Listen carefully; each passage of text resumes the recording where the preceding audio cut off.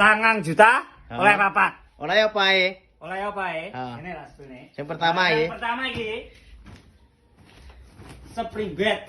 Ukurannya bro? Ukurannya 2 meter kali 160 don. Iki bahane pulper wis garansi resmi 15 tahun. Oh, ini yang kedua. Sing kedua oleh 3 pintu sliding kaya ngene iki barangnya.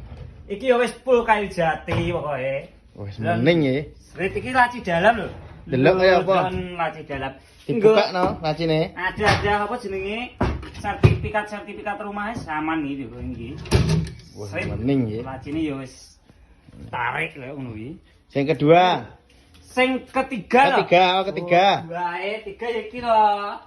Lemari gerabah gede nih kok ngene iki. Oh, pintu telu iki. Ya pintu telu wis e. Lan bahane ya wis full kayu jati. Iki sing ketiga. Sing keempat. Heeh. Meja rias kok iki.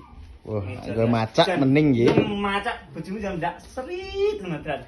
Iki wis oleh bebas pilih model iki, model ini iki apa model bender. Oh, pilihannya oke berarti ya. Pilihannya oke. Regane piro nya?